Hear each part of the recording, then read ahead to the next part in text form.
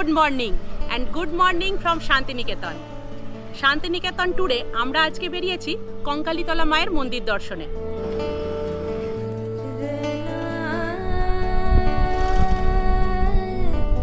বীরভূম জেলার শান্তিনিকেতন থেকে কঙ্কালীতলা মায়ের মন্দিরের দূরত্ব প্রায় 9 কিলোমিটার মতো। তোমরা শান্তিনিকেতন বা যে কোনো জায়গা থেকে টোটো, অটো, বিভিন্ন রকমের গাড়ি করেই খুব সহজে পৌঁছে যেতে পারো মায়ের মন্দিরে। ভাড়া পড়বে রিজার্ভে 100 থেকে 150 টাকা মতো।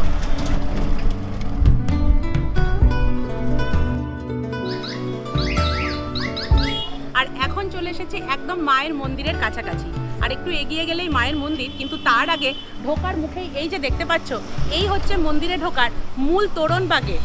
আর সামনের এই রাস্তা ধরে একটু এগিয়ে গেলেই পড়বে মায়ের মন্দির। আর এই কঙ্কালীতলা মায়ের মন্দির 51 শক্তিপীঠের মধ্যে অন্যতম এক শক্তিপীঠ। এখানেই সতী মাতার দেহের 51টি খণ্ডের শেষ খণ্ড কাঁখ বা কাঁখাল পড়েছিল, এবং সেই নাম অনুসারেই এই মন্দিরের নাম হয় কঙ্কালীতলা মন্দির।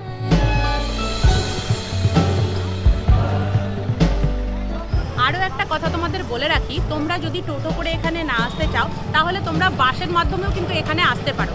সেক্ষেত্রে তোমাদেরকে বোলপুর শান্তিনিকেতন থেকে আসতে হবে চিত্রা মোড়। সেখান থেকে তোমরা ডাইরেক্ট বাস পেয়ে যাবে এবং সেই বাস তোমাদের একদম এই গেটে এসে নামিয়ে দেবে। এখান থেকে তো মায়ের মন্দির বললাম ভীষণই কাছে, তো তোমরা বাসেও চলে আসতে পারো।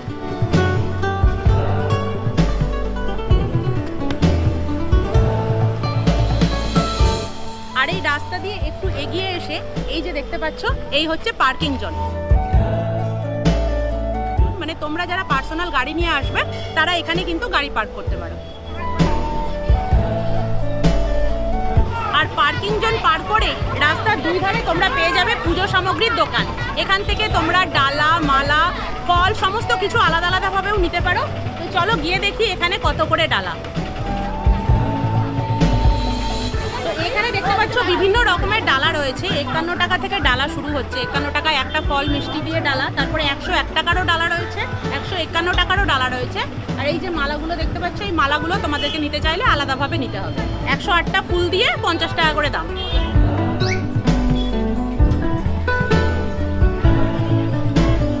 আর এখন চলে এসেছি একদম মায়ের মূল মন্দিরের সামনে। এই যে দেখতে পাচ্ছ, এই হচ্ছে মেন গেট, যার মাথায় লেখা রয়েছে জয় মা কঙ্কালী।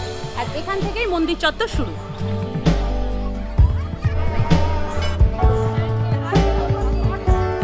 আর এই যে দেখতে পাচ্ছ, এই হচ্ছে পুরো মন্দির চত্বর, যেটা পুরোটাই বাঁধানো, এবং সামনে রয়েছে বিশাল নাট মন্দির। আর নাট মন্দিরের ঠিক সামনেই রয়েছে মায়ের মূল গর্ভগৃহ।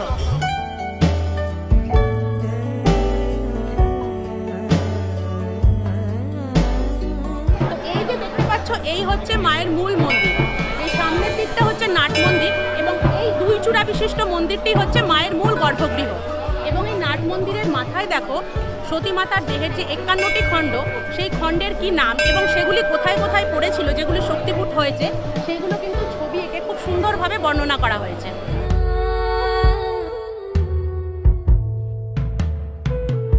আর এই মন্দির চত্বরেই তোমরা দেখতে পাবে বেশ কিছু বট গাছ, যেগুলোকে বলা হয় মনস্কামনা পূরণের গাছ। মানুষ এখানে দূর দূরান্ত থেকে আসেন তাদের মনস্কামনা জানাতে, এবং এখানে এসে এইরকম লাল সুতোতে ঢিল বেঁধে কিন্তু মনস্কামনা জানিয়ে যান, এবং তাদের মনস্কামনা পূর্ণ হওয়ার পরে মায়ের মন্দিরে পুজো দিয়ে প্রত্যেকে তারা একটি করে ঢিল খুলে দেন। এইভাবেই মানুষের বিশ্বাস চলে আসছে বহু যুগ যুগ ধরে। মায়ের এই মন্দির সারা বছর প্রায় সারাক্ষণের জন্যই খোলা থাকে। তো অনেকেই মন্দিরে খুব সকাল সকাল আসে, অনেকে দুপুরবেলায় আসে ভোগ গ্রহণ করবার জন্য, অনেকে সন্ধ্যেবেলায় সন্ধ্যা আরতি দেখতেও আসে। তো তোমরা যে কোনো সময় আসতে পারো। আজকে সোমবার, তো ভেবেছিলাম ভিড়টা হয়তো একটু কম হবে, এবং এখন বাজে 10:30। কিন্তু পিছনে এই লাইনটা দেখো, বহু দূর থেকে এই লাইনটা পড়েছে, এবং এই লাইন যাচ্ছে মায়ের মন্দিরে পুজো দিতে। তো চলে এসেছি একদম মায়ের মূল মন্দিরে। এখানেই মায়ের গর্ভগৃহ, দিয়ে এবার পুজো দেব।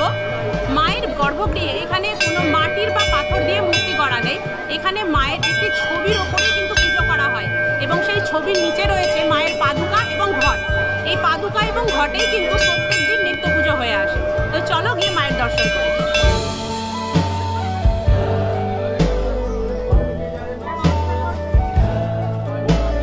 তো এখন চলে এসেছি মায়ের সেই পবিত্র কুণ্ডের পাশে।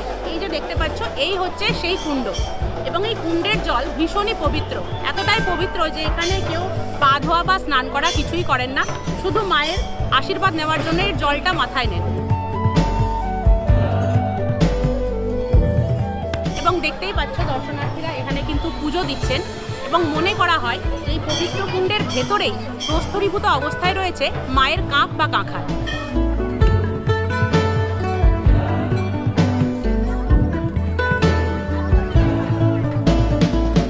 এই পবিত্র কুণ্ড সরাসরি কাশীর সঙ্গে সংযুক্ত। মনে করা হয় যে এই পবিত্র কুণ্ডের মধ্যে 3টি সুড়ঙ্গ রয়েছে, যার একটি সুড়ঙ্গ কাশীর মণিকর্ণিকা ঘাটের সঙ্গে সংযুক্ত এবং সেই ঘাট থেকেই এখানে কিন্তু জল আসে। সেই কারণেই এই পবিত্র কুণ্ডের জল সারা বছরে কোনো সময়ের জন্য শুকায় না, কিন্তু বিশেষ কারণবশত হয়তো মায়ের আশীর্বাদ স্বরূপই 19-20 বছর অন্তর কিন্তু এই পবিত্র কুণ্ডের জল একদম শুকিয়ে যায় এবং তখন মণিকর্ণিকা ঘাটও থাকে বন্ধ।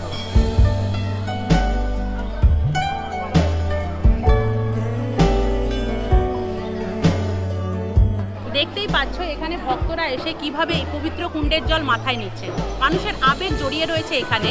আর এই জলের ভেতরেই কিন্তু রয়েছে মায়ের সেই কাঁখাল, যা প্রস্তুতিভূত অবস্থায় জলের নিচেই রয়েছে। প্রত্যেক 12 বছর অন্তর বিশেষ সাধকরা সেই প্রস্তুতিভূত কাঁখালকে ওপরে তোলেন, চলে বিশেষ পুজো অর্চনা, তারপরে আবার সেই প্রস্তুতিভূত কাঁখালকে তারা এই জলেই নিমজ্জিত করে দেন।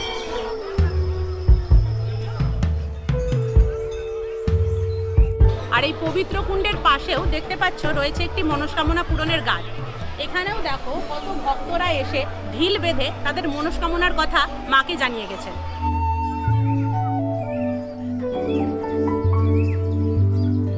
তো পুরো মন্দিরটা ঘুরতে ঘুরতে এখন চলে এসেছি মন্দিরের অপর দিকে। এই যে দেখতে পাচ্ছ মন্দির, এই পাশটায় এসেছি আমরা। আর এখানেও দেখো, এখানেও রয়েছে বহু প্রাচীন একটি বটগাছ এবং এই বটগাছে সবাই মনস্কামনা জানিয়েছে। এবং ঠিক তার পাশে এই জায়গাটাই দেখো, এখানে রয়েছে বহু শতাব্দী প্রাচীন মায়ের সেই হাঁড়িকাঠ। আর ঠিক উল্টো দিকে এই দিকে কিন্তু বসেছে প্রচুর দোকান, মানে একটা ছোট্ট হাটের মতো।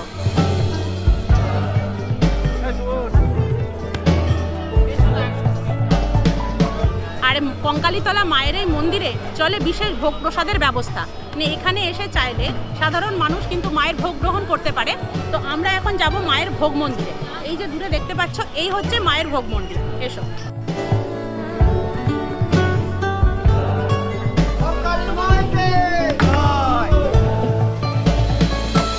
তো চলে এসেছি মায়ের ভোগ মন্দিরের একদম কাছে। আর ঢোকার মুখে মুখেই দেখতে পাচ্ছি এখানে কিন্তু মায়ের ভোগ প্রস্তুতি চলছে। দেখতেই পাচ্ছ এখানে মায়ের যে ভোগ অন্ন দেওয়া হয় সেগুলোর প্রস্তুতি চলছে। এখান থেকে নিয়ে গিয়ে প্রথমে মায়ের ওখানে পুজো দেওয়া হয়, পুজোর পরে যে পবিত্র কুণ্ড রয়েছে সেখানেও পুজো দেওয়া হয় এবং তারপরে সেই প্রসাদ এবং আরও অন্যান্য প্রসাদ থাকে, সেইগুলো প্রত্যেক আমরা যারা ভোগ গ্রহণ করব তাদেরকে দেওয়া হয়। তো চলো তোমাদেরকে ঘরটা একটু দেখাই, আর যেখানে প্রসাদ খাওয়ানো হয় বসে সেটাও একটু দেখাই।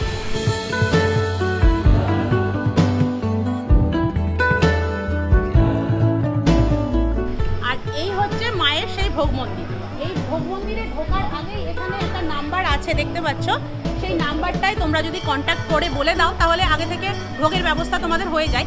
এছাড়া তোমরা এখানে এসে চাইলে কুপন কেটেও কিন্তু ভোগের ব্যবস্থা করে নিতে পারো। 10টা 11টার মধ্যে এসে তোমাদেরকে কুপন কাটতে হয়। আর এই যে দেখতে পাচ্ছ এই হচ্ছে ভোগ ঘর। তো চলে এসেছি একদম মায়ের ভোগ ঘরে। আর তোমাদেরকে যে বলছিলাম যে মায়ের বিশেষ রকমের ভোগ হয়, দেখতেই পাচ্ছ এখানে মায়ের কিন্তু অন্ন প্রস্তুত হয়েছে। এটা শুধুমাত্র মায়েরই ভোগ ঘর, এখানে মায়ের যে অন্ন প্রস্তুত হয় সেটাই রাখা হয় এবং এখান থেকেই নিয়ে যাওয়া হয় মাকে পুজো দেওয়ার জন্য।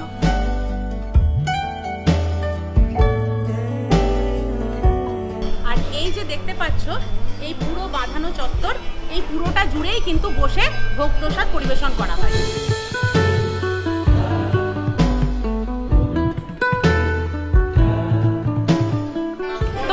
ভোগ আর ভোগ ঘর তোমাদেরকে দেখালাম, কিন্তু এই প্রসাদ পাওয়ার জন্য কাটতে হবে বিশেষ কুপন।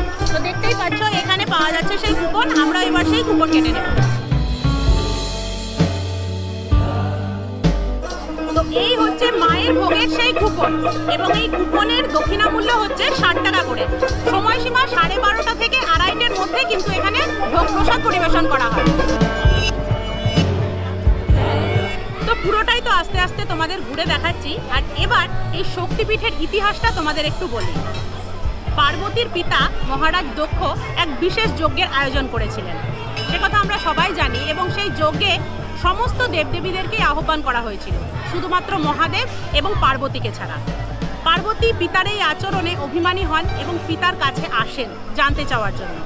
তখন মহারাজ দক্ষ জানান যে তিনি মহাদেবকে সমতুল্য মনে করেন না এবং মহাদেবকে তিনি অপমান করেন।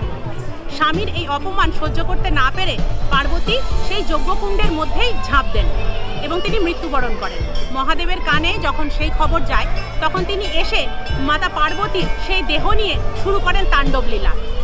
এবং এই তাণ্ডব লীলা থামাবার জন্য বিষ্ণু তার সুদর্শন চক্র দিয়ে মাতার দেহ খণ্ড বিখণ্ড করতে থাকেন এবং মায়ের প্রত্যেকটা খণ্ড যে যে জায়গায় পড়েছে সেখানেই কিন্তু তৈরি হয়েছে শক্তিপীঠ।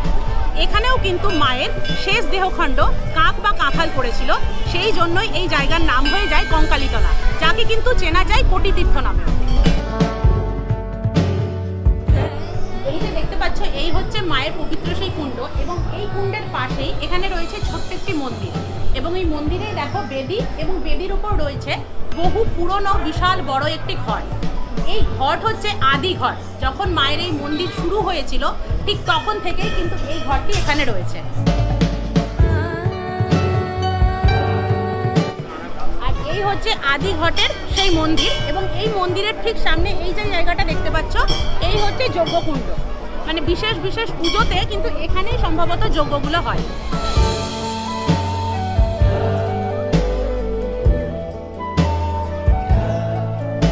কঙ্কালীতলা মায়ের এই মন্দির কিন্তু কোপাই নদীর একদম ধারে। তো এবার আমরা যাব কোপাই নদী দেখতে। আর এই যে দেখতে পাচ্ছ মন্দিরের থেকে পিছনের রাস্তাটা ধরে একটু এগিয়ে আসলে একদম সামনেই তোমরা দেখতে পাবে কোপাই নদী।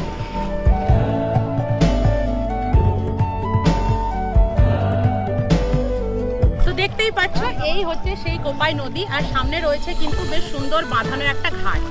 তো এই নদী, যার জল এখন অনেকটাই কম, অন্য সময় কোপাই নদীর চেহারা হয়তো অন্যরকম থাকে, কিন্তু আমি এর আগে যে কঙ্কালীতলা মন্দির এসেছিলাম, কোপাইয়ের এই দিকটাই ঘুরতে আসা হয়নি, তো এই জায়গাটা এসে কিন্তু বেশ ভালো লাগছে। আর তোমরা এটাও অনেকেই হয়তো জানো যে এই কোপাই নদীর ধারেই কিন্তু হয় বিশেষ আরতি প্রত্যেকদিন সন্ধ্যেবেলা 6:30 থেকে। তো চলো এবার তোমাদেরকে নিয়ে যাই সেই আরতির জায়গায়। তো চলে এসেছে এখন সেই বিশেষ আরতির জায়গায়। এই যে দেখতে পাচ্ছ পুরো বাঁধানো এই জায়গাতেই কিন্তু প্রত্যেকদিন সন্ধ্যে 6:30 থেকে বিশেষ আরতি চলে। আর এইখানে দেখো এইরকম ভাবে 5টা বেদির মতো করা হয়েছে, যেখান থেকে দাঁড়িয়েই কিন্তু এই আরতিটা করা হয়।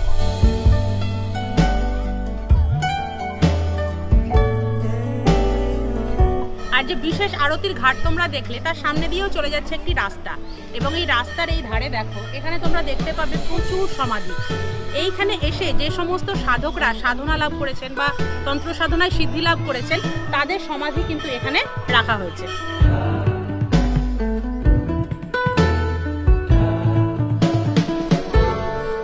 আর সেই রাস্তা ধরেই এগিয়ে আসলে এই রাস্তা কিন্তু শেষ হচ্ছে কঙ্কালীতলা মহাশ্মশান। সামনেই রয়েছে মহাশ্মশান। আর এই দিকের এই যে রাস্তাটা দেখতে পাচ্ছ, মন্দিরে ঢোকার আগেই ডান দিক দিয়ে যে রাস্তাটা চলে গিয়েছে, এই হচ্ছে সেই রাস্তা। দুটো রাস্তায় একসঙ্গে যাচ্ছে কিন্তু কঙ্কালীতলা মহাশ্মশানের দিকে। চলো একটু ঘুরে আসি।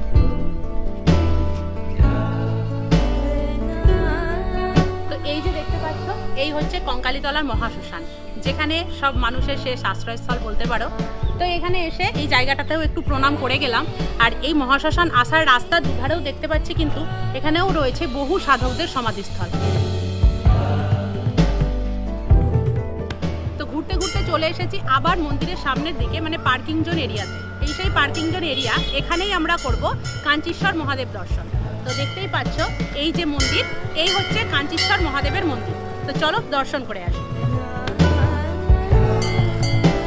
শোনা যায় বহুদিন আগে এই মন্দির এবং আশেপাশের বিভিন্ন এলাকা শাসন করতেন কাঞ্চির রাজারা এবং তারা ছিলেন মহাদেবের বিশেষ ভক্ত। কাঞ্চির রাজারাই এখানেই মহাদেব প্রতিষ্ঠা করেছিলেন এবং তাদের রাজবংশের নাম অনুসারে এই মহাদেবের নাম হয় কাঞ্চীশ্বর মহাদেব। তো দেখতেই পাচ্ছ এই হচ্ছে মন্দির, যদিও এই মন্দিরটির নতুন সংস্করণ, পুরনো মন্দিরটি ভাঙাচোরা অবস্থায় হয়ে গিয়েছিল, সেই জন্য এই নতুন মন্দিরটি তৈরি করা হয়েছে। তো ভীষণ সুন্দর এই মন্দির। চলো ভেতরে গিয়ে এবার ভোলেনাথের দর্শন করি।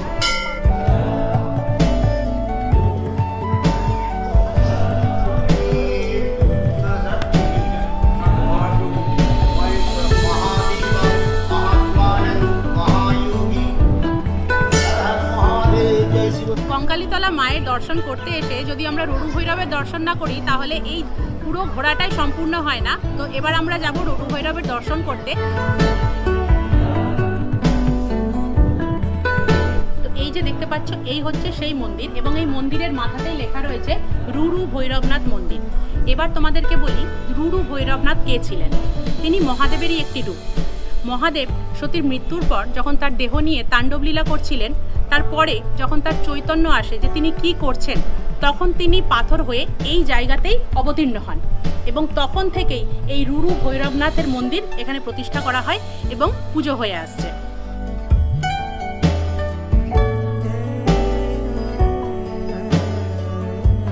আর এই রুরু ভৈরবের মন্দিরের পাশেই রয়েছে বজরংবলীর মন্দির।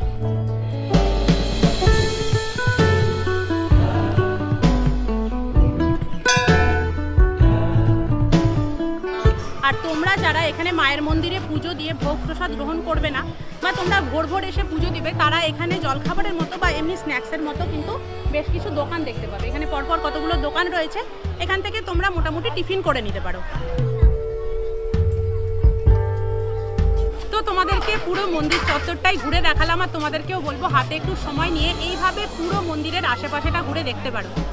আর এখন সময় হয়ে গেছে ভোগ প্রসাদ নেওয়ার। তো তোমাদেরকে যে প্রথমে দেখিয়েছিলাম যেখানে ভোগ প্রসাদ পরিবেশন করা হয়, এই হচ্ছে সেই জায়গা এবং ভোগ প্রসাদ বিতরণ শুরুও হয়ে গেছে। তো চলো আমরা এবার বসে পড়ি।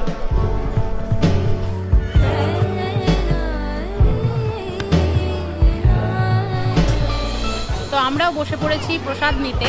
আর প্রথমেই এসেছে এই যে প্রসাদটা, এটাই হচ্ছে মায়ের সেই পরমান্ন। মানে এই পরমান্নই মাকে নিবেদন করা হয় আর আমাদের প্রত্যেকের প্রথম পাতে থাকে এই পরমান্ন। এরপরে আস্তে আস্তে এমনি নর্মাল যে প্রসাদ সেটা আমাদেরকে দেওয়া হবে। তো চলো।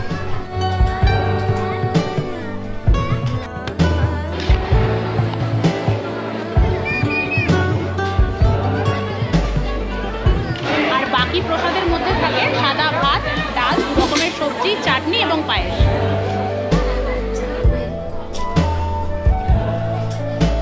তো দেখতেই পাচ্ছ আমরা ভোগ প্রসাদ গ্রহণ করছি, ভীষণ ভালো লাগছে এবং একসঙ্গে কত মানুষ বসে এই প্রসাদ নিচ্ছি আমরা। তো অনেক দিন পর মায়ের প্রসাদ পাচ্ছি, খুব ভালোই লাগছে। আর এইভাবে বসে আমরা খাচ্ছি ঠিক আছে, কিন্তু যদি কারোর শারীরিকভাবে কোনো সমস্যা থাকে বা বয়স্কদের জন্য কিন্তু এখানে দু একটা টেবিলেরও ব্যবস্থা আছে। তো ওই দিকটাই টেবিলে বসেও কিন্তু চাইলে কেউ কেউ খেতে পারে।